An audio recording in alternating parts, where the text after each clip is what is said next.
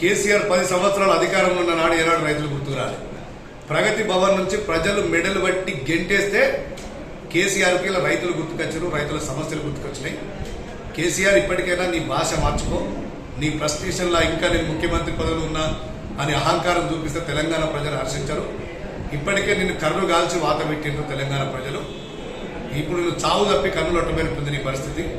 నీ బిడ్డనేమో liquor scam ఇరుక్కుంది, నీ కొడుకేమో phone tapping ఇరుక్కుంటున్నారు, నీ అల్లుడేమో ల్యాండ్ స్కామ్ ఇరుక్కుంటున్నారు. నీ కుటుంబం మొత్తం ఇలా స్కామ్ల వెంబడ జైళ్ళ చుట్టూ తిరిగే పరిస్థితి వచ్చింది.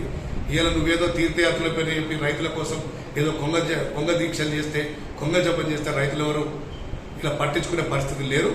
ఇప్పటికైనా నీ భాష మార్చుకో, నీ అహంకారం తగ్గించుకో. నీ అహంకారాన్ని తెలంగాణ ప్రజలు పాత్ర పెట్టిండ్రు.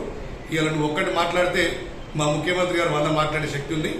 కాంగ్రెస్ పార్టీ కార్యకర్తలు కూడా నువ్వు ఒక్కటి మాట్లాడితే 1000 మాట్లాడితే శక్తి ఉంది. ఎందుకంటే ప్రజాస్వామ్యంలో భాష అనేది ఇంపార్టెంట్. ఆ భాష నువ్వు నేర్చుకో. ఇప్పటికే నీ వల్ల ఈ తెలంగాణ కల్చర్, తెలంగాణ భాష అంతా మారిపోయింది. ఇలా ప్రజలు అసహించుకుంటారు నీ భాషను చూసి.